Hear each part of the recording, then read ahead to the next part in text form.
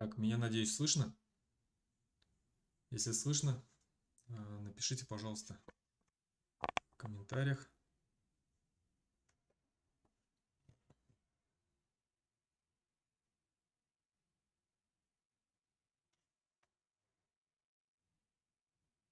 Мгм. Спасибо.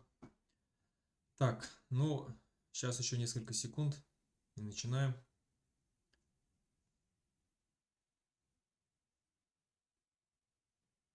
Потихоньку подключаются люди. Давно не было стрима.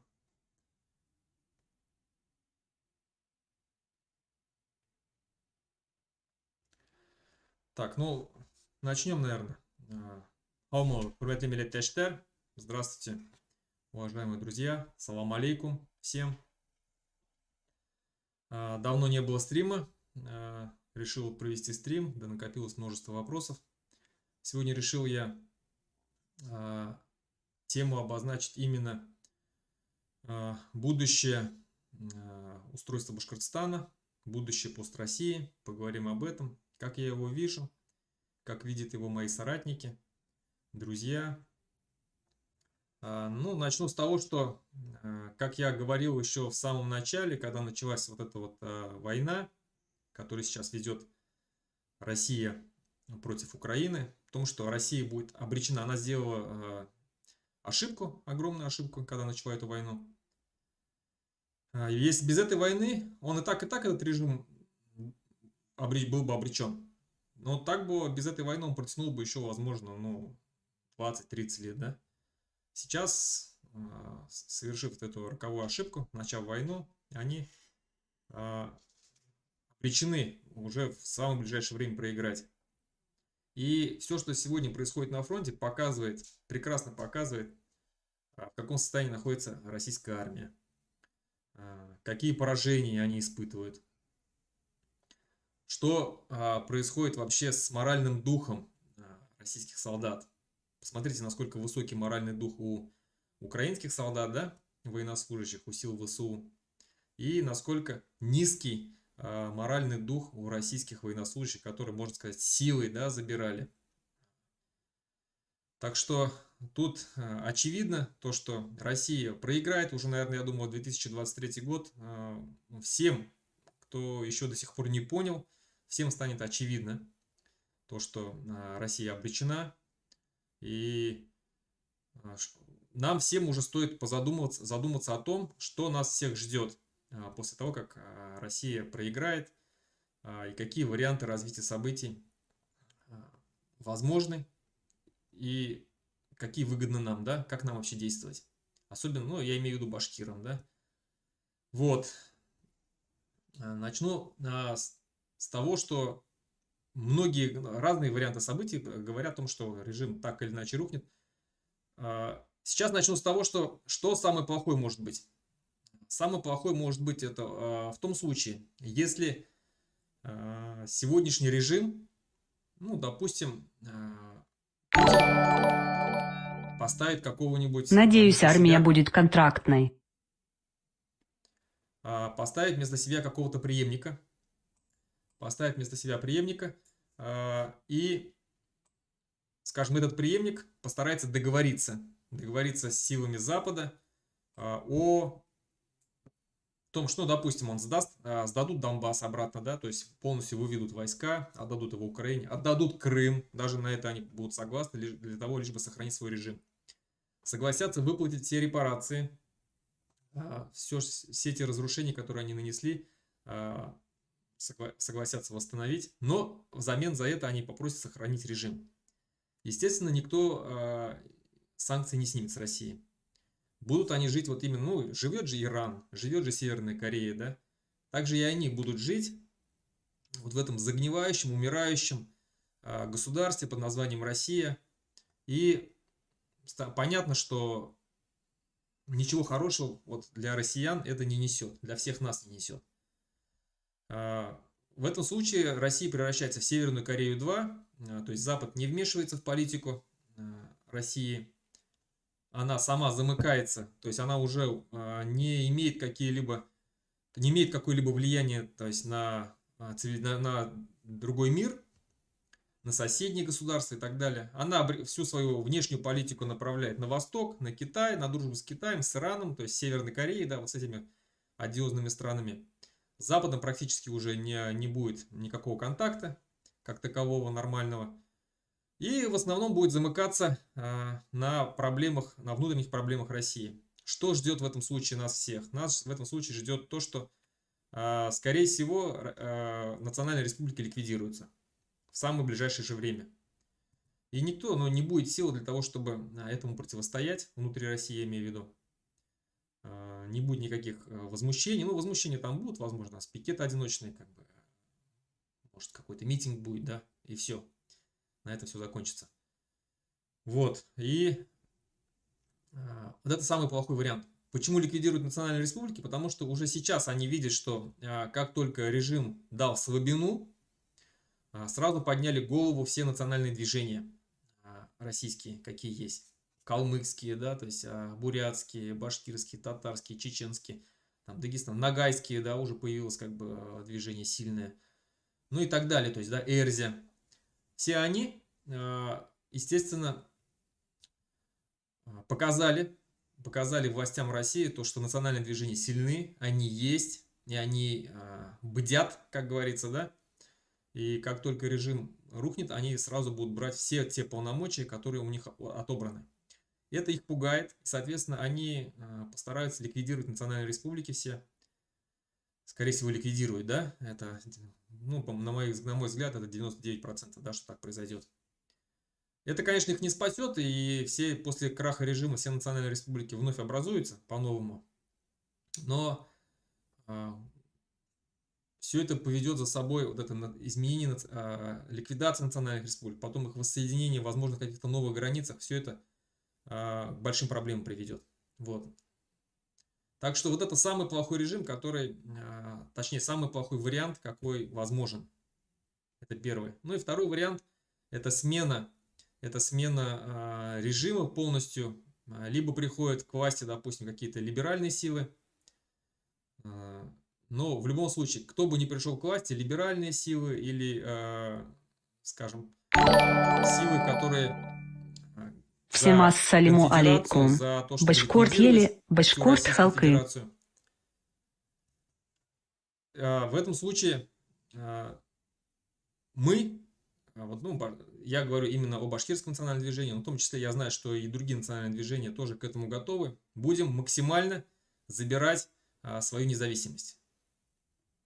Как только, вот еще раз говорю, сменится режим на либеральный, который признает то, что война была агрессивная, согласится выплачивать, то есть ну, восстанавливать репарацию. Там. Хотят они, вот сегодняшние все знают, что сегодняшние либералы хотят сохранить Россию.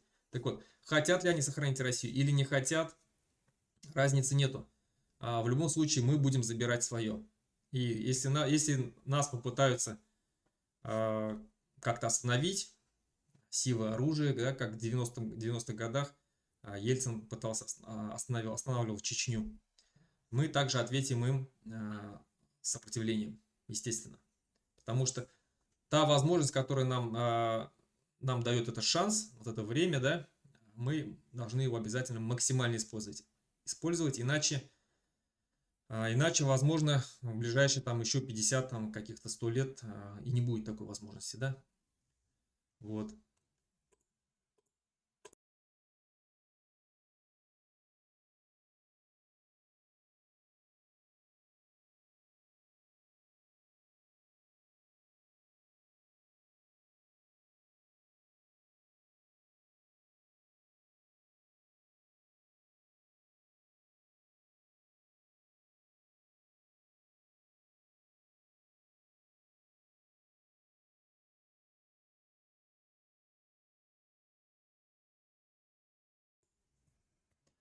Тут мне отправляют донаты, за что я хочу поблагодарить. Спасибо большое, потому что на поддержку Башкирского национально-политического центра действительно требуются финансы. Нам нужны и переводчики, и юристы. Мы вот сейчас готовимся к съезду. На это финансы нужны. Поэтому всем, кто отправляет донаты, всем большое спасибо. Лишний раз не напоминаю об этом, потому что несколько раз об этом говорил. к сожалению, скажем так, такой большой помощи нет, но все, что есть, все равно спасибо. Итак, продолжим. По поводу того, что вот какой бы режим ни сменился, если это не будет про путинский режим, в любом случае мы будем максимально стараться дезинтегрировать Россию. Наша задача, как бы сейчас вот там есть, даже сейчас есть национальные некоторые деятели, которые призывают к тому, чтобы сохранить Россию. Ну, правда, говорят они о том, что вот нужно сохранить Россию там на более там федеративных условиях, там, обширные нам федеративные отношения нужны и так далее. Но якобы Российскую Федерацию надо сохранить. Я против этого. Я считаю, что федерации мы наелись. 2 раза федерация у нас была при Советском Союзе, кто не помнит, РСФСР это была федерация. Вот, мы были в составе РСФСР. Потом также, ну, сегодняшняя, да, Российская Федерация, которая закончилась тем, что в итоге превратилась в унитарное государство и которая отняла у нас все наши полномочия. Все полномочия, какие у нас были с начала 90-х годов. Поэтому лично я больше не верю. Кто бы нам ни говорил бы, какие бы силы там, либеральные не пришли бы к власти, не стали бы говорить, что вот, пожалуйста, поверьте нам, никогда больше такого не повторится. У нас будет настоящая федеративная страна, мы вам дадим все полномочия, какие есть. Пожалуйста, сами там свой язык устанавливайте и так далее. Нет. Я предлагаю, что я всегда об этом говорил и говорю еще раз, что сперва независимость, а потом союзы. Ну, давайте мы сперва получим независимость, обретем ее, да, объявим о своей независимости, а потом уже будем заключать договоры, вступать в союзы различные и так далее. Потому что 3 раза, когда я говорил, что 3 раза мы подписывали с вами договор с этой страной, когда назывался так или иначе, там, Московское государство, Советский Союз, Российская Федерация. И 3 раза нас обманывали. Поэтому никакой веры нету. Так что, да, я уверен, что будут, скорее всего, какие-то потрясения в первое время. Возможно, даже, я не знаю, сохранится ли Россия без национальных. Вот представим, что национальные республики отсоединились, кто захотел. Возможно, некоторые не захотят, но захотят остаться в составе нового государства, вновь образовавшегося государства. Ну и сохранится какая-то страна. Это тоже одно из самых худших вариантов, что может быть. Я считаю, что самый лучший вариант это образование на построссийском пространстве, ну, от 30, там, да, от 20 до 40 государств, независимых друг от друга. Сейчас уже такие процессы идут, имеется в виду процессы, где национальные и регионалистические движения начинают все больше и больше говорить о себе. Допустим, Уральская республика, да, то есть она все больше и больше заявляет о себе, говорит, уже там чертит свои границы, выбирает форму управления и так далее. То есть обсуждение нового государства Уральской республики идет. Смоляндия такая появилась, да? Появилась... Башкортостан принадлежит башкирам. Да, Башкортостан принадлежит башкирам, но не только башкирам, в том числе и всем другим народам, которые проживают на территории Республики Башкортостан на сегодняшний день. Вот. И вот эти регионалистические и национальные движения, они все больше и больше заявляют о себе. И я надеюсь, что в будущем все-таки, да, появятся новые государства, такие как Уральская республика, Сибирская республика, Дальневосточная республика, Московская республика отдельно, Ингерманландия, это сегодняшний Санкт-Петербург и Ленинградская область. Кстати, очень такое успешное регионалистическое движение. Казаки. Есть казаки, которые хотят образовать свою республику. У них, кстати, и была своя республика в начале 2017 года, да? Но ее быстро ликвидировали. Ну и плюс национальные республики. Вот и все мы создадим 20-40, от 20 до 40 независимых государств и будем потом совместно друг с другом как-то налаживать отношения, заключать союзы и так далее. Но это вот представьте, сегодняшняя Европа, это та же самая Европа, только ну, в более таком широком масштабе. Вот. Это самый лучший вариант, какой есть. Так мы, я думаю, пройдя через какие-то экономические трудности, первое время все-таки сможем, даже не сможем, я уверен, что так оно и будет, что мы вырулим вперед и начнем отлично развиваться. Самый плохой вариант, то есть наиболее худший вариант, да, то есть если национальные республики, скажем так, образуются, но остальная вся Россия сохранится. Пусть ужмется немножко, да, но сохранится. Это худший вариант.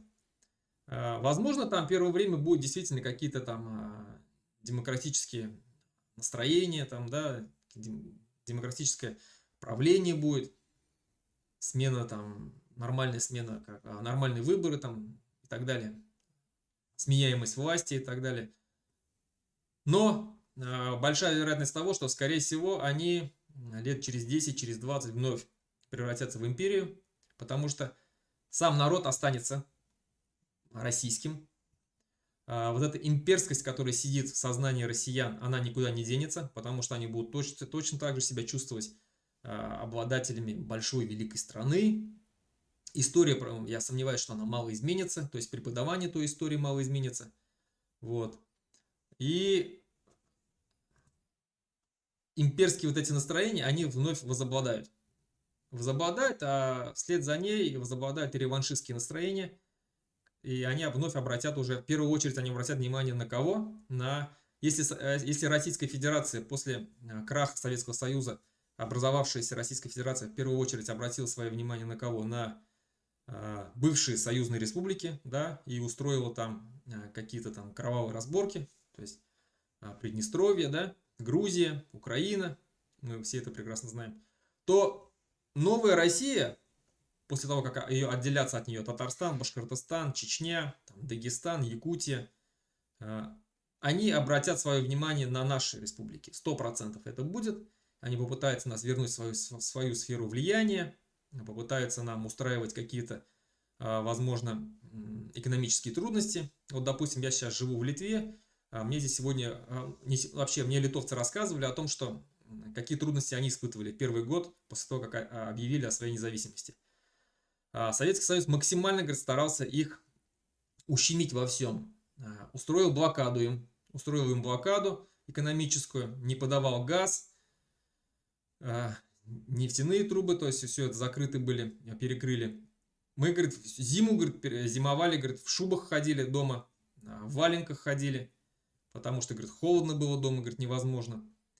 Вот. Но выдержали. Мы, говорит, все понимали, что это та плата, та цена, которую нужно платить за свободу. И мы, говорит, это выдержали, потом наладили отношения, то есть с европейскими странами. Потом, после того, как Советский Союз рухнул, как бы там уже и с тем правительством российским как-то смогли, говорит, договориться и так далее. Но первое время, говорит, было тяжело. То же самое постараются, скорее всего, сделать с нами. Поэтому, если мы хотим действительно стать независимым государством, если мы хотим действительно наконец-то избавиться от этой империи, которая нас полтысячелетия давила в своих вот этих объятиях, возможно, нам придется пройти, точнее, через эти трудности, но ничего страшного. Как говорится, лучше на свободе черный кусок хлеба, чем в плену, да, есть какое-то там мясо, да, то есть. Так что все нормально, я думаю, что самое главное, нам нужно раскрывать глаза, рассказывать о том, чем. И вот сейчас именно как раз я обратился к своим подписчикам, если есть какие-то экономисты, чтобы они написали мне в личку. Почему? Потому что сейчас самое главное, нужно рассказать нашим жителям Республики Башкортостан о том, что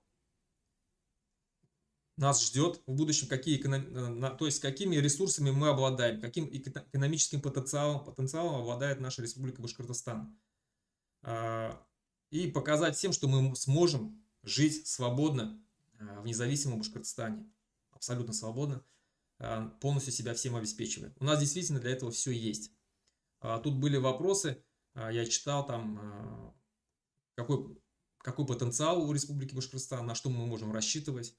Потенциал огромный, еще раз говорю, у нас есть и заводы, а мы вернем в собственность обязательно те заводы, те предприятия, которые были еще раз, здесь нужно вот отличие, самое главное. Вернем именно те заводы и предприятия, которые были незаконно у нас отобраны. Незаконно.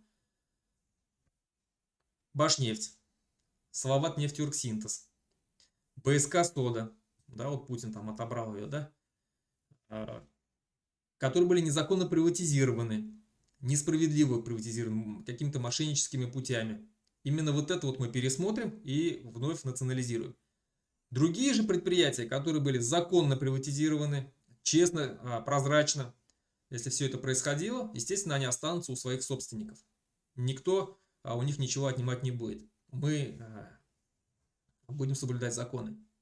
Так вот, как после того, как возвратим собственность национальной и вновь произведем приватизацию, какую-то часть, естественно, государство Республика Башкортостан сохранит за собой, какая-то часть будет приватизирована на прозрачных, честных условиях. Да? И вот этот потенциал нам в первое время обеспечит нам, скажем, там, подъем. Но я думаю, что рассчитывать именно на сырьевой статус республики не стоит. Да, у нас много сырья. У нас есть и медь, я забыл сказать и про Башмедь, и про УГМК, которые у нас там хищнически сейчас разрабатывают наши природные ресурсы. Везде все это мы заберем обратно.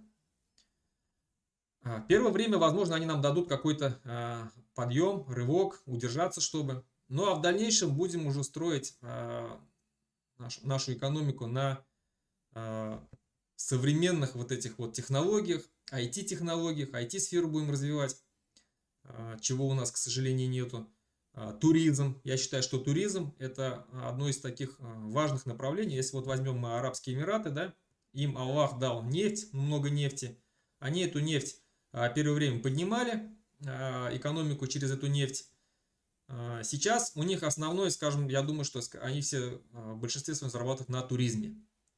И со временем точно так же у нас Республика Башкортостан называют жемчужина Урала, вторая Швейцария называет ее. У нас огромные есть ресурсы, природные ресурсы для туризма. Я думаю, что через туризм мы сможем достаточно большой процент бюджета обеспечивать. Так что у нас все есть для того, чтобы быть независимым, свободным, нормальным государством, если мы установим экономические отношения с новыми образовавшимися государствами, Уральской республикой, Московией, Татарстаном, Сибирью, а также уже с зарубежными странами, с Казахстаном, с Турцией, естественно, с Арабскими Эмиратами, с западными странами. Я думаю, что нам есть что им предложить. Так что все нормально с этим будет, я думаю. Так что вот так я вижу. По поводу, возможно, да, действительно, возможно, первое время придется и с оружием в руках отстаивать, если у нас попытаются забрать нашу свободу, захватить нас, да, вернуть нас в объятия, как я говорил, да, империя. Но в этом случае придется нам защищать свою республику, свою государственность. Потому что все понимают, что если, еще раз говорю, вернемся мы вновь в эту империю, то у нас вполне возможно просто уже не будет шанса сохраниться как народ. Возможно, мы уже сейчас стоим на пороге, когда, скажем, вот мы если перейдем вот эту черту, и уже мы как народ можем просто не сохраниться. То есть, ну вот обратите внимание на такие народы, как карелы, как хакасы, алтайцы. К сожалению, вот если взять карелов, их, по-моему, там 8 или 9% всего в республике своей. Они практически не знают своего родного языка. Хакасы то же самое. Вот калмыки, да, я с ними сейчас общаюсь. У них очень сильное, да, национальное движение, но, к сожалению, они практически все разговаривают на русском языке. Они будут максимально добиваться своей независимости. Но вот у них проблема действительно в том, что когда их репрессировали, целое поколение выросло в Сибири, где они находились, которое не знало своего языка, не было национальных школ, ничего, и целое поколение утеряло этот язык. И когда их вернули обратно, то есть уже мало было носителей языка, которые могли бы передавать его. К сожалению, вот у них такая проблема есть. У нас пока еще как-то еще есть вроде бы, да, носители языка, образование какое-то есть на башкирском языке. Но я говорю, что если мы сейчас не воспользуемся вот этим вот шансом, который нам предоставляет в это время, то Аллах нам предоставляет, да, то вполне возможно мы уже тоже перейдем ту черту, когда будет практически невозможно сохранить наш народ, утеря языка и так далее. Теперь, наверное, так, на вопросы сейчас, вопросы поотвечаю.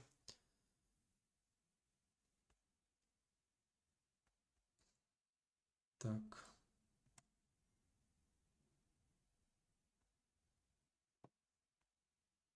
Сейчас, секунду.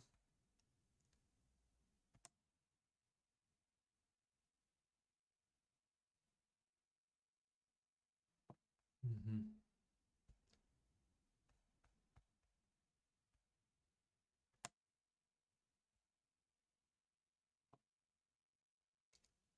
Так, вот какие отрасли промышленности, я ответил на этот вопрос. Да, могут стать основой экономики независимого Башкортостана.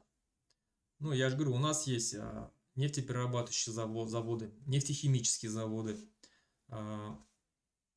машиностроение очень развито. У нас, ну, и я делаю большую ставку на туризм. Ну, и, естественно, нам надо будет шагать в ногу со временем, развивать IT-технологии. Возможно, если мы покажем стабильность, потенциал, как государство нового, да, то другие страны будут открывать свои производства у нас. Такие как, возможно, выпускать будем какие-то автомобили, да, и так далее, самолеты. У нас для этого, еще раз говорю, все есть. Так, вот, я из Республики Саха, у нас вроде есть госдолг перед Москвой, около 20 миллионов, не помню. Ну, есть ли у Башкортостана такой госдолг? Я вчера посмотрел, действительно у нас есть 20 миллионов, то, что вы написали, скорее всего, это не соответствует действительности, скорее всего, больше. У нас 73 на начало 2022 года, на начало этого года у нас был госдолг 73 миллиарда рублей. То есть, да, понимаете, что мы являемся республикой, которая очень много отдает Москве, у которой выкачивают ресурсы из-за нахождения, да, вот сколько мы республикой являемся, да, как у нас первую башкирскую нефть у нас открыли в Ишимбае, там, в 30-х годах. Уже практически всю нефть у нас выкачали. И вся эта нефть куда ушла? Вся эта нефть ушла в Москву, все эти доходы. Что мы от этого имеем? Ничего, абсолютно ничего не имеем. Мы богаче жить не стали. Жители наши не чувствуют себя на одном уровне с жителями Арабских Эмиратов, да? У нас срыли целую гору Шахтау, красивейшую гору, от которой тоже ничего, вот как я, как житель Ишимбайского района, ничего не видел такого, что мы прям зажили как-то очень богато. С нас выкачивают, с нас имеют, и мы ничего за это не получаем. Еще мало того, мы еще должны. 73 миллиарда, как я сказал. Так что с этой порочной практикой надо заканчивать. Надо начинать жить для себя, а не для Москвы. Так. Русланов в интервью калмыцкой журналистке сказал, что пока особых признаний суверенитета РБ ничего не даст. Но нужно идти в этом направлении, и он, наоборот, даст снятие санкций с предприятий промышленного производства, находящихся в республике. Нужно только заявку сделать. Да, я понял, о чем это речь. Многие вот спрашивают, да, вот что дает то заявление, которое мы сделали к президенту Зеленскому. Оно действительно мало что дает в практическом смысле. Никто нам не даст свободу, естественно, независимость. Но плюсы какие здесь? Плюсы какие в том, что признание, если Украина нас признает, да, Верховная Рада признает нас оккупированной территорией, это первый шаг к независимости. Первый шаг к признанию нашей независимости. Вслед за ней, естественно, мы обратимся дальше уже к другим странам, потому что уже будет прецедент. То есть, да, на примере Украины обратимся к балтийским странам, Польша. Это в первую очередь те страны, которые помогают Украине, максимально помогают Украине, я имею в виду, помогают так-то все, конечно, страны, и которые максимально относятся, скажем так, отрицательно к российской власти сегодняшней. Именно они сегодня наши союзники. Будем дальше к ним обращаться. Чем больше стран признают нашу независимость, тем нам потом будет легче, когда мы эту независимость обретем. Естественно, обретать мы ее будем сами, своими усилиями. Возможно, с оружием в руках, как я говорю, если имперская Москва не захочет нас отпускать. Но после того, как мы обретем независимость, эти уже признание этих стран, это нам очень сильно поможет в международной, как бы, да, в международном праве. Так что мы правильно делаем, что обращаемся, скажем так, к Украине. Так, Руслан, что будет с имуществом Роснефти, Лукойла и других компаний? Я уже только что ответил на этот вопрос. Я сказал, что мы, те предприятия, которые были приватизированы незаконно, непрозрачно, мы их все вернем обратно. Те, которые были приватизированы законно, они все останутся у своих владельцев. Так.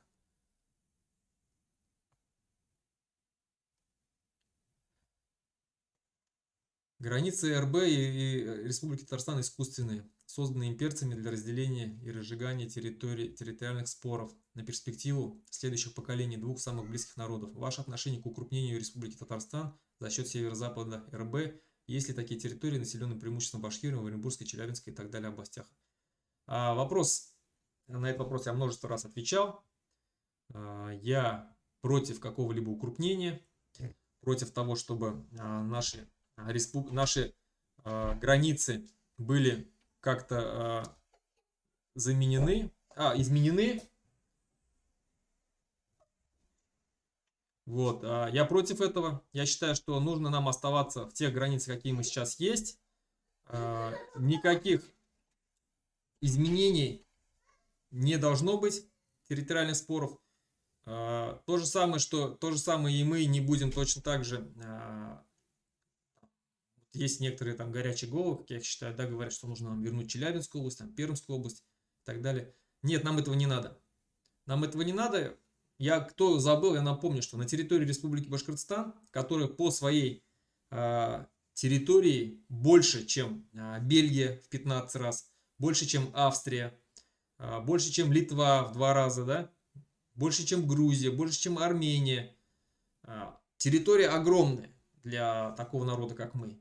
И мы вот на этой территории, на территории Республики Башкортостан, мы составляем всего 1/3 населения. И когда кто-то нам говорит там о историческом Башкортостане, да, давайте вернем все эти земли, все земли наши, но мы на своей территории 1/3 составляем. Вот представьте, еще прибавим Челябинскую область, представьте, прибавим еще Пермскую область, там, Курганскую область, Оренбургскую область. И что? Сколько нас там процентов будет? И кто там будет тогда главный? Вот, ну, просто логически подумайте. Нас там будет меньше 10%, 8-9%, и 90% будут русские, да? И как вы вообще собираетесь как-то что-то там доказывать, да? То есть пытаться как-то отстаивать свои права? Это все ерунда.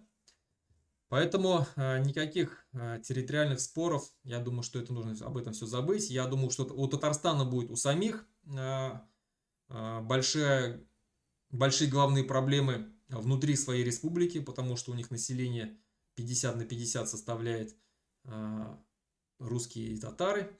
Ну, кто-то сейчас начнет спорить, что там татар 50 с лишним, там русских 39. На самом деле точную перепись никто не знает, как было, да? Если нам говорят, что вы в Башкирии там фальсифицируете, в чем, возможно, так и есть, то кто дает гарантию, что не был фальсифицирован в Татарстане перепись. Вот. Но это ладно, это, скажем, ни о чем спор. Я к тому, что многие западные районы Татарстана населены русскими. Там, где и 80% проживает русских, и 60% русских проживает. И у них точно так же будут попытки сепарации, да, я думаю, что им в первую очередь над этим надо будет задуматься, а потом уже только обращать внимание там, да, на другие территории. Так что я думаю, что самое главное нам вновь образовавшимся правительством нужно будет вновь образовавшимся правительством новых республик, новых государств заключить между собой договора о признании границ территориальных и уже строить нормальные экономические, дружеские, политические отношения. Потому что если мы ввязнем в войну, ввяжемся в Я войну за считаю, территориальные что мы споры, должны вернуть только Кувандык и западный берег реки Урал. Все. Я как сибаец хочу укрепления юга и юго-востока. потому что я еще раз говорю, что если мы ввяжемся в какую-то территориальную войнушку, это, во-первых, смерть наших жителей, гибель других жителей, да, то есть это убийство, это вражда на долгие годы, десятилетия, это беженцы, тысячами, десятками тысяч беженцев, это огромные расходы на эту войну. Оно нам надо? Нам надо вот из-за какой-то земли мы там будем воевать друг с другом и терять население, терять деньги на это, ресурсы и терять, скажем, хорошего, возможного там будущего там друга, да, соседа. Ни к чему этому хорошему не приведет. Только наоборот мы увязнем. Вот такие, как Ильнар Гарифуллин, в открытую сейчас, татарский такой есть деятель, в открытую призывает там, да, отторгнуть у нас северо-западные районы. Я считаю, что вот это, ну, такие люди, как он, провокаторы самые настоящие, которые даже не задумываются о том, что своими призывами они могут нанести огромный ущерб, принести огромные беды своему народу. Не только своему, и соседним народам, да.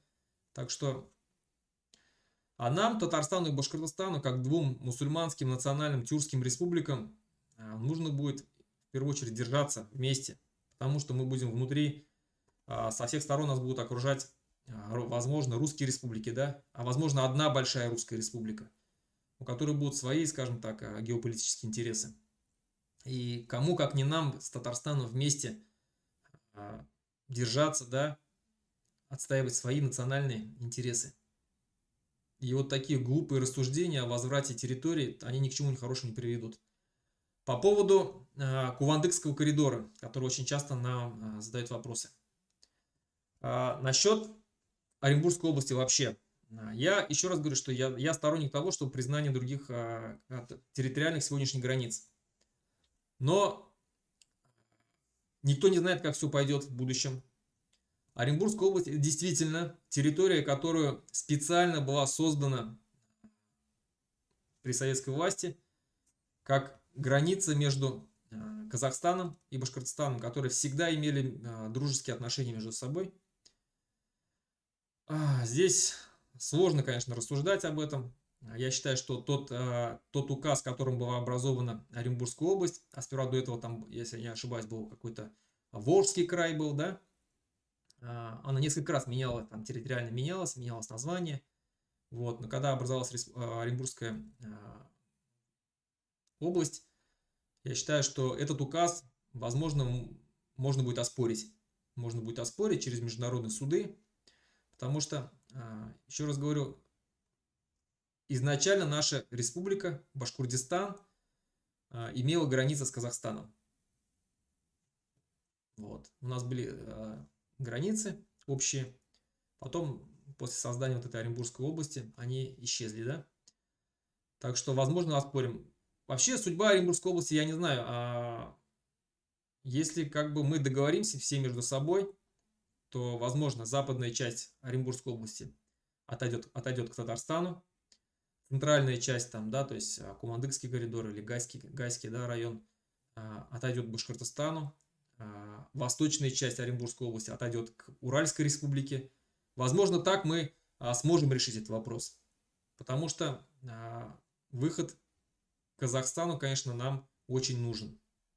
Я думаю, что Казахстан сам заинтересован в том, чтобы точно так же заинтересован в том, чтобы иметь границу с Башкортостаном.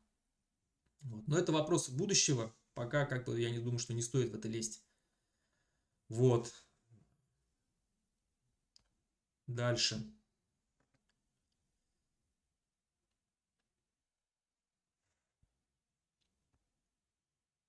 Вопрос, когда уже?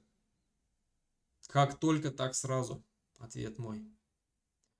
У меня вопрос. Я из Башкирии. Будет ли мобилизация для защиты суверенитета республики?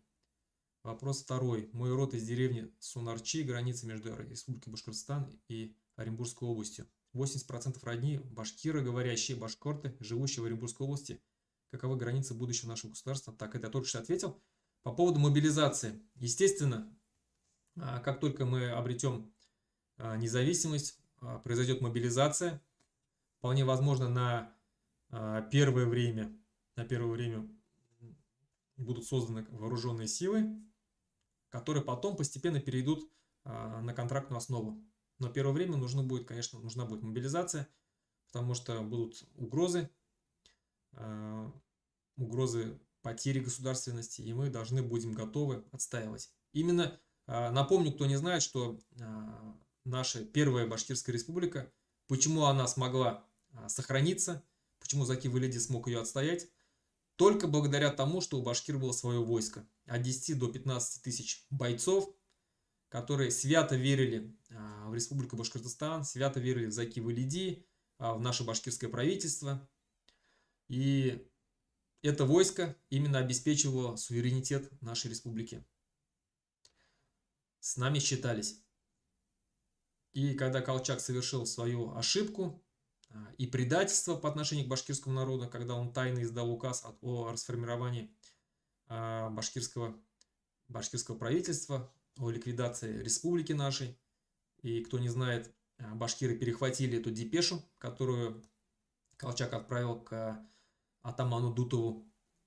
Вот, там был приказ арестовать башкирское правительство, расстрелять его, ликвидировать национальную республику, отобрать все оружие у башкирского войска. Вот так вот, эту депеша была перехвачена, и после этого уже только Заки Велиди принял решение переходить на сторону советской власти, чтобы сохранить республику Башкортостан, Башкортостан на тот момент, да, и башкирское правительство, соответственно. Так что, когда кто-то говорит, что там Заки Велиди предал там белые движения, обратитесь к истории, как было на самом деле, почитайте. Предали именно Колчак со своим вот этим, еще раз говорю, тупыми монархическими взглядами, которые погубили все белое движение, да? Были нормальные правительства, Камуч, да, Уфимская директория, которые были за федеративную. Камуч вот именно был за федерацию, за федеративное устройство новой России. Вот. И он признавал башкирское правительство, так же, как признал казахское правительство Алаш-Орду. И именно вот Колчак, когда совершил переворот и заговорил о единой и неделимой России, когда он отказал Маннергейму, отказал Финляндии, да, в независимости, именно это все и погубило его. В итоге он закончил свою жизнь на дне проруби. Вот. И сегодняшние либералы, к сожалению, повторяют точно такую же ошибку, когда говорят о том, что Россия будет единой и неделимой, что никто не имеет права выходить из нее. А некоторые говорят, что имеют право, но через референдумы, которые будут проходить по новым законам российским, которые они издадут, находясь у власти. Так вот, я отвечу от себя, от Лиги свободных наций, куда я вхожу, что референдумы мы свои уже сделали. Референдум в Республике Башкортостан прошел в начале 90-х годов. В 91 году 11 октября было объявлено о суверенитете Республики Башкортостан, то есть о независимости. И, как говорят международные юристы, правоведы, они говорят, что этого вполне достаточно для того, чтобы больше не проводить никаких референдумов, не заявлять никакой независимости. Этого достаточно для того, чтобы уже быть независимым государством. То есть никаких референдумов нам не надо проводить. Мы уже проводили этот. И никому мы ничего доказывать больше не будем. Мы заявим о своей независимости, объявим, и все на этом. И мы все юридические и международные права наши будут соблюдены. Так. Ходят слухи о том, что после новогодних праздников Россия объявит общую мобилизацию. Как думаете, какова Руслан, вероятность? скажи, что нам сейчас нужно делать? Как готовиться? Что мы сейчас можем сделать? Так, хорошо, я сейчас вот на этот вопрос отвечу, который только что задали. Что нам делать, к чему готовиться? В первую очередь, я всех призываю к тому, чтобы вы начали разговаривать со своими родными и близкими, особенно с молодежью, потому что вся надежда на молодежь. Объяснять им о том, что крах этого режима в любом случае произойдет. Держаться за старое не нужно. Ничего пока хорошего, ничего хорошего мы так и не увидели от этого государства, от этого режима. Мало того, что они с нас все выкачивают, запрещают наш язык, нашу культуру, так они еще отправляют наших ребят на смерть. Так вот, объясняйте им, что скоро будут большие изменения, и что мы все должны встать на защиту своего... Мы будем объявлять о своей независимости. Мы будем бороться за свою независимость, если это придется. И все вот эти вот люди, кто сейчас еще сомневается, они должны понимать, что изменения неотвратимы, сохранение этого режима невозможно. И наша задача, пока нам Аллах дает такой шанс, максимально использовать его для своей независимости. Пусть люди не боятся слова независимость. Да, страшно для кого-то. Кто-то, многие не понимают еще до сих пор. Объясняйте им, что такое независимость, что она нам даст. Что мы будем сами себе хозяева на своей земле. Мы весь многонациональный народ Республики Башкортостан. Никто здесь не будет никого угнетать по национальному признаку. Пусть русские, татары, чуваши, марийцы и другие народы не боятся. Никто здесь не будет устраивать никакого геноцида. Никто никого гнать не будет. Если Республика Башкортостан для тебя родина, если ты собираешься с ней связывать свою жизнь, жизнь своих потомков, какое-то будущее собираешься для своих детей здесь обретать, это твоя точно такая же родина, никто не собирается здесь никуда гнать. Изгнаны будут только те, кто имеет до сих пор не избавиться от своего имперского взгляда, те, кто будет считать, что Башкортостан это страна, это республика, это область, как многие говорят, Уфимская губерния, да, должна находиться в составе Российской империи, что мы точно так же должны продолжать платить налоги, что у нас точно так же должны выкачивать ресурсы, а на своем языке мы не можем здесь говорить и так далее. Вот эти люди уедут, они сами уедут, потому что им будет некомфортно здесь жить. Вот. Очень много вопросов. Очень много вопросов. И еще раз говорю, да, нам всем готовиться надо, во-первых, просвещать, как можно больше набирать сторонников независимости, возможно, собираться в какие-то кружки, между собой обсуждать все эти события, готовиться. Рекомендую всем, у кого есть оружие, приготовить его, если вдруг придется защищать свою родину. Ну и объединяться со своими единомышленниками. Я не говорю, что у нас ждет гражданская война, но в случае чего мы должны быть готовы дать отпор любым имперским силам.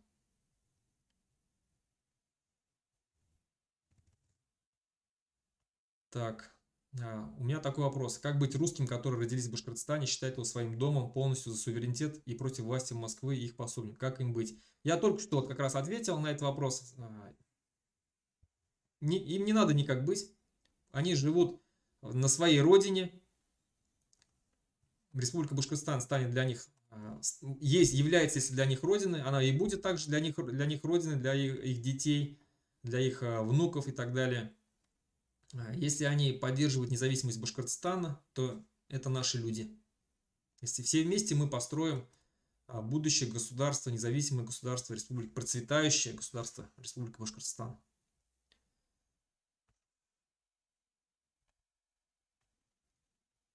Так. По поводу русского языка. Русский язык будет языком межнационального общения. Государственный язык будет один, башкирский. Татарский язык будет, скажем, языком в татарских районах. Преподавание будет полностью на татарском языке. Делопроизводство, внутреннее делопроизводство в этих районах будет полностью на татарском языке. Никто не будет вмешиваться к ним и говорить, что вы должны учить там так-то, так-то. Да, что вот у вас образование не должно быть на татарском языке. Такого не будет. Эфирное время на республиканском телевидении, на государственном, будет пропорционально численности татар, естественно. Вот татарские гимназии будут везде построены, открыты точнее, где есть компактное проживание татарского населения. Точно так же и русского населения, точно так же и чувашского, точно так же и марийского.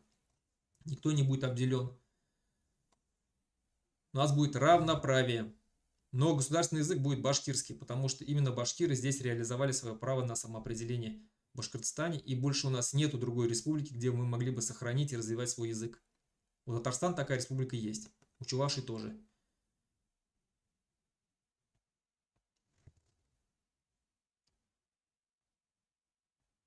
Так.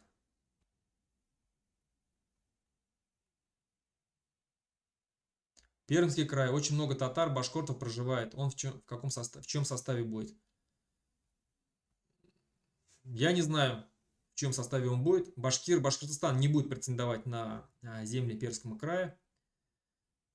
Вполне возможно будет в составе Уральской республики. Возможно будет вообще совершенно отдельное государство. Но башкирам эти земли не нужны.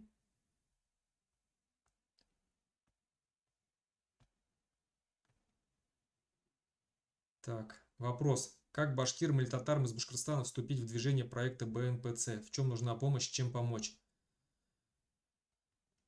Вступить можно, ну, во-первых, мы, конечно, работаем в основном, открыто работаем мы с башкирами, татарами, русскими, которые входят в Башкирский национально-политический центр, такие есть.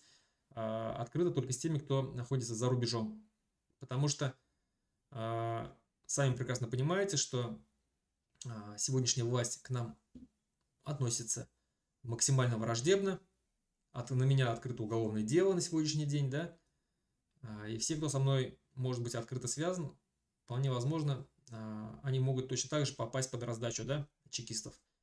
Поэтому те, кто в республике находится, да, или в России и хочет нам помочь, они могут связаться со мной через чат-бот. Кстати, он здесь, ссылка в описании там будет, моего телеграм-канала, тот самый из Башкорт. Заходите, там есть чат-бот, пишите, будем общаться. Если у вас есть какие-то предложения, если как-то хотите помочь, всегда рады, никогда не откажемся от помощи.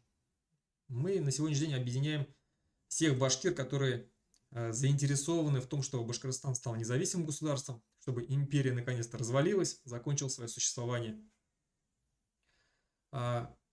Хотел бы еще дополнить то, что недавно ездил в Рим, наконец-то побывал в этом вечном городе, участвовал в конференции. Там также принимали участие лидер татарского национального движения Рафис Кашабов, с которым я наконец-то впервые вживую увиделся, поговорили с ним. Отлично, он на татарском, я на башкирском. Палдык. Он рассказал много о своей жизни, как он и с Дудаевым встречался, с Басаевым встречался, как они организовывали. Огромный бизнес они имели, оказывается, там очень богатые люди. Я знал, что, да, они были бизнесменами, но, оказывается, они были очень богатыми бизнесменами. И огромный доход они своего бизнеса именно в национальное движение вкладывали. Сейчас, к сожалению, таких очень мало встретишь. Так вот, и еще была одна из лидеров бурятского национального движения Раджана Дугарде Понте. Вот. То есть вот мы все троем выступали на этой панели, и европейцы, которые там присутствовали, и когда мы им рассказали о проблемах, какие есть в национальных республиках, среди народов Российской Федерации, как нас угнетают, как нам запрещают наши языки, нашу культуру, как запрещают нашу историю, как наших национальных героев опорочат, да, как сажают наших лидеров. Они были в шоке. Они были в шоке, они говорят, мы, говорит, не знали, после конференции подходили к нам, говорит, мы, говорит, даже, говорит, понятия не имели, насколько, говорит, действительно все плохо в России. Мы, говорит, не знали, что вот такие проблемы есть.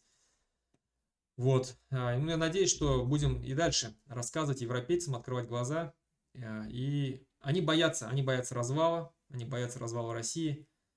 Вот. И нам нужно их страх вот этот перебороть, объяснить им, что с развалом России они только наоборот избавятся от этого агрессивного соседа, который постоянно угрожает войной, угрожает каким-то ядерным оружием своим устаревшим, вот, у которых в голове только одна империя, имперский шовинизм. Так что будем работать над этим. Так, у меня стрим подходит к концу. Так, вопрос для стрима. Как относятся семьи лидеров БНПЦ к деятельности отцов и матерей? Поддерживают ли? Немножко вопроса не понял. Так, здесь очень много вопросов. Так.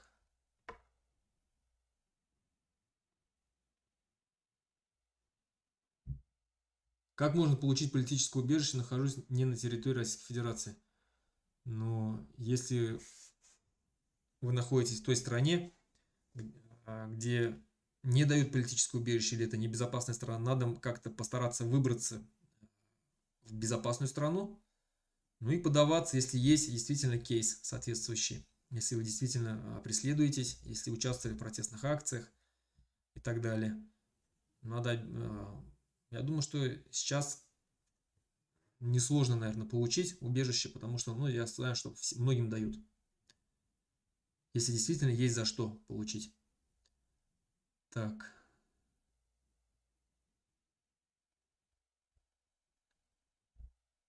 Вопросы. Какое отношение к Турану без поддержки будет тяжело? Насчет Турана. Я больше, наверное, смотрю с симпатией к вновь образовавшемуся Тюркскому союзу, который вот сейчас активно набирает обороты, да, активно развивается. Сейчас даже язык общий, да, развивают они. Так что вот я больше к ним. И я думаю, что как только Республика Башкортостан получит свою независимость, и Татарстан, и Чувашия, я думаю, что и Якутия, я думаю, что мы все войдем в этот Тюркский союз государств. Будем вместе сотрудничать. Я положительно смотрю. Так. Какова будет судьба завода смерти Кроношпан? Я за Кроношпан считаю, что очень вредным его производство, которое к нам было внедрено через коррупционные различные схемы. Ну, посмотрим. Надо, чтобы специалисты посмотрели внимательно на его деятельность, на сколько он пользы приносит, а сколько вреда приносит. Вот. И, естественно, это будет прекращено то, что нормальные молодые деревья наши липы, да, идут в Кроношпан, хотя изначально говорилось о том, что Кроношпан будет перерабатывать только сухую древесину, да, сухостой, больные деревья. Но, как мы видим, это не происходит. Они готовы скупать, платят деньги за нормальную, хорошую древесину. И люди вырубают гектарами, десятками гектаров и везут в Кроношпан. Я думаю, что мы этому положим конец обязательно. Так. Где взять инструменты, беспилотники с инструментами кто отправит? Так. Здравствуйте, Руслан. Как по-вашему, ухудшится ли отношение к небашкирскому и нетатарскому населению в республике? Ведется ли что-нибудь вроде джизья или дифференциации прав населения? Спасибо. Я ответил на этот вопрос. Правительство Башкортостана, во-первых, будет не башкирское правительство, не состоящее не только из этнических башкир. Оно будет состоять из профессионалов, каждый в своей отрасли. Если это будет министр сельского хозяйства, это будет профессионал. Если это будет министр экономики, это будет профессионал. А профессионалы не зависят от национальности. Это могут быть и башкир, и татар, это может быть и грузин, это может быть и русский, и немец, и англичанин, и казах, если они приедут, если они готовы будут работать на благо Республики Башкортостан, пожалуйста. Естественно, наши кадры постараемся максимально учесть, сперва все наши кадры, которые компетентны в своих направлениях.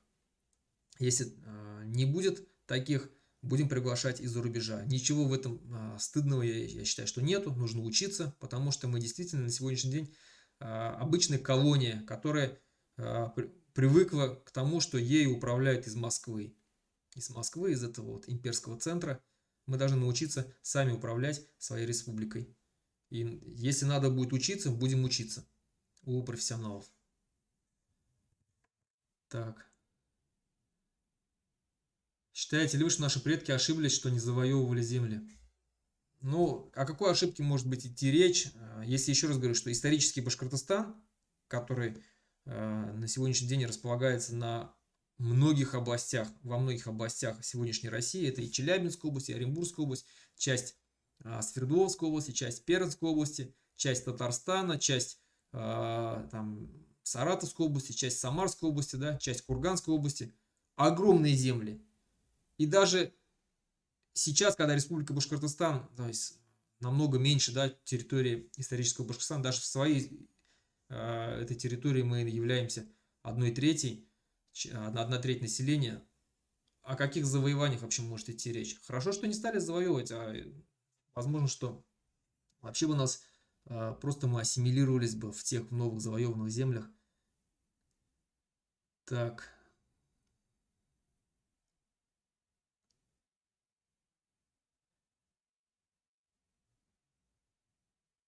Как ты относишься к Борису Немцову? Очень уважительно отношусь, уважаю этого человека.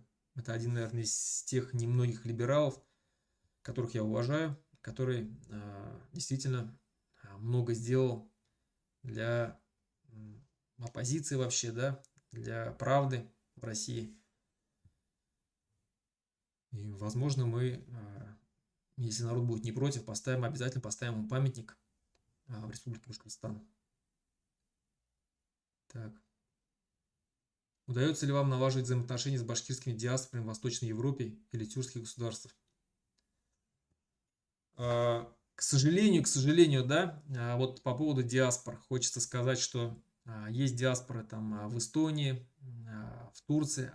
Мы пытались на них выходить, они, скажем так, не особо-то и горят желанием начинать работать с Башкирским национально-политическим центром, сотрудничать как-то. А почему? Я отвечу почему. Потому что многие диаспоры в Казахстане особенно, да, все они зависимы от башкирской власти Республики Башкортостан, да, от России. Они получают от них какие-то там гранты, какие-то там дотации. Многие из них ездят сегодня в Республику Башкортостан. Поэтому они все не хотят портить отношения. Они молчат скажем так, о своем отношении к тому, что сейчас творит Россия в Украине, да, но по отношению к войне. Молчат, не высказываются, но и не осуждают Россию. И вот эта двойная политика их двойных стандартов, она ни к чему хорошему не приведет. Когда этот режим рухнет рано или поздно, все они там будут заменены. Все они там будут заменены. Вот этих, все руководство, да, вот этих вот диаспор, которые сегодня, можно сказать, молчаливо поддерживают российскую власть. Вот. Потому даже вот такой пример был, когда Эрзи, национальное движение Эрзи проводило свой съезд в Эстонии. В Эстонии очень сильная, ну, есть организация эрзианская. Они не пришли на этот съезд. Представляете, да? То есть это вот если бы мы, башкиры, проводили бы в Турции и съезд свой, и башкирская диаспора, находящаяся в Турции, не пришла бы к нам на съезд, проигнорировала бы. Ну, вот. А почему? Потому что А почему проигнорировала Ирзянская, да, эта организация? Потому что они зависимы от мнения российских властей. Они боятся. Находясь в чужом государстве, да, то есть в независимом государстве, которое ведет антироссийскую, скажем, политику, все равно они боятся. Так что, ну, вот так вот. Так, ну, все, время у меня подходит к концу. Надеюсь, что стрим понравился. Спасибо большое. Так, тут еще мне говорят, что есть вопросы. Сейчас еще вот здесь посмотрю.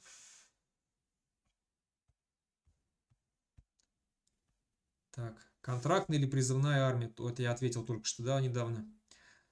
Что может стать основой поставщиком вооружения в армию? Истребители, танки, винтовки, на твой взгляд? Можно ли развить вертолетный завод в Кумертау до достойного мирового уровня? Я думаю, что вот насчет этого, кто может стать поставщиком, но в первую очередь я все-таки надеюсь на то, что любые страны, которые будут поддерживать наше независимое государство молодое, любой из них может стать.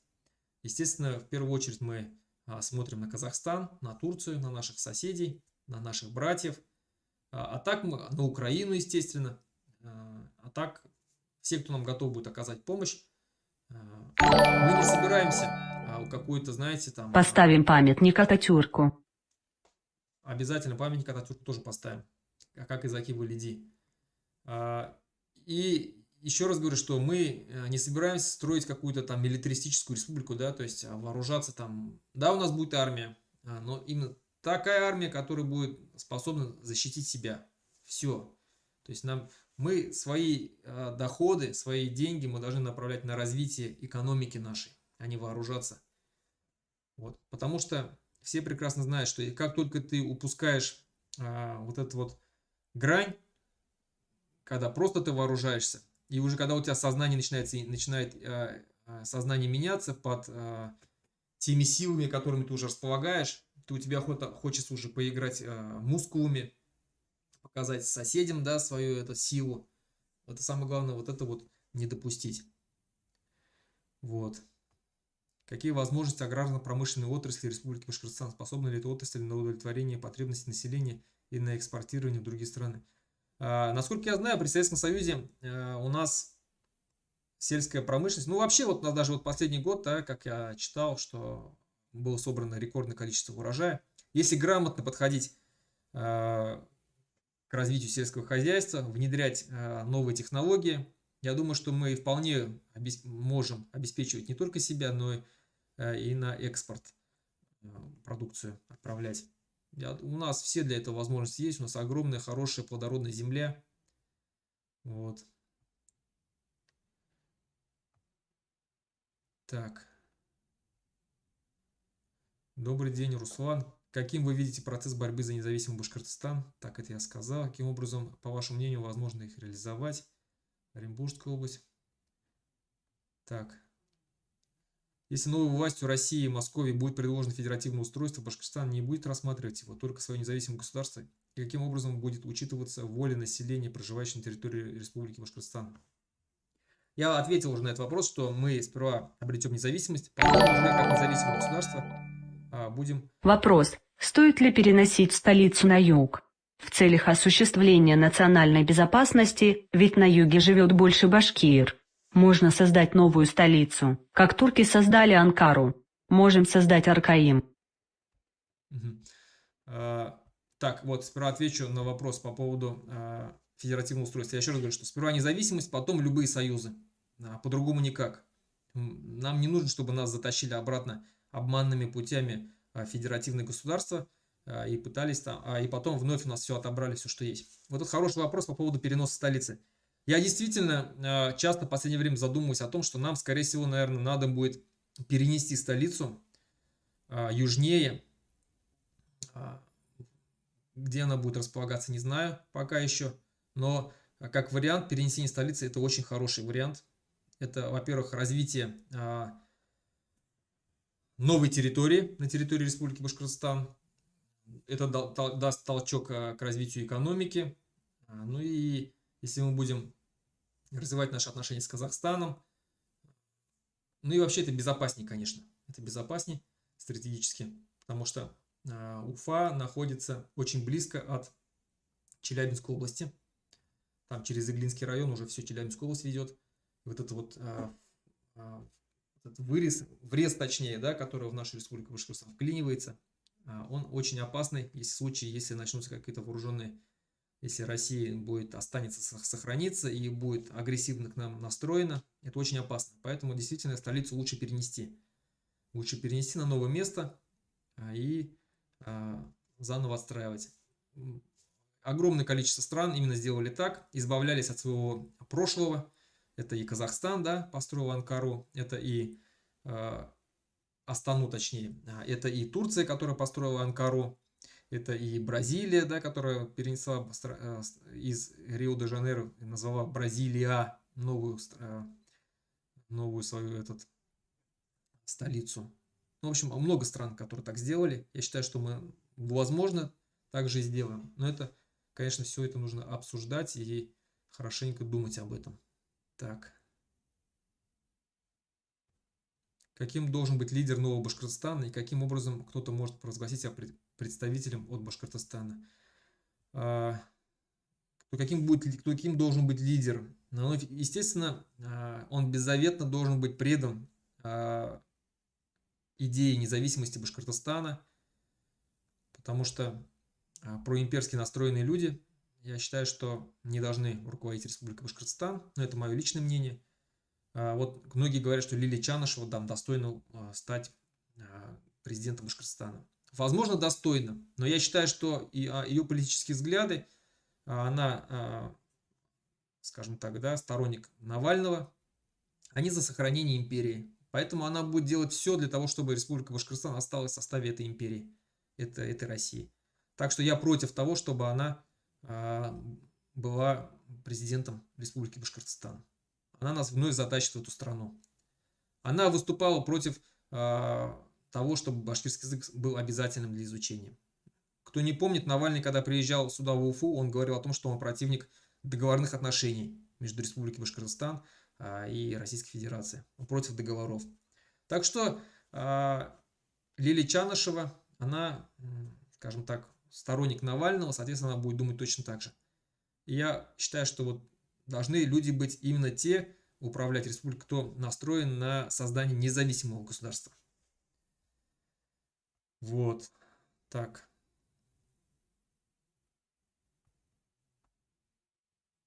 Программа по переселению этнических башкир должна действовать с оказанием финансовой и социальной помощи переселенцам. Да, будет создана программа. Будет программа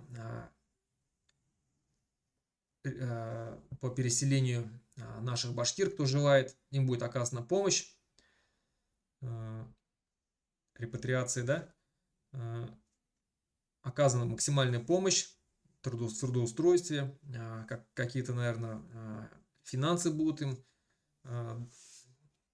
представлены для того, чтобы... Я буду премьер-министром Башкортостана, иншаллах. У нас будет парламентская республика и иншаллах. У нас была, я помню, в 90-х, начало 2000-х годов такая программа под названием «Башкиры», которая должна была помогать переселяться башкирам в Республику Башкортостан, но, к сожалению, она не работала должным образом. И в этот раз я думаю, что действительно программа будет максимально направлена на то, чтобы как можно больше башкир переехало в Республику Башкортостан, чтобы они здесь жили на своей родине. Да? Но я думаю, что на этом стоит заканчивать. Уже все здесь, как бы, вопросы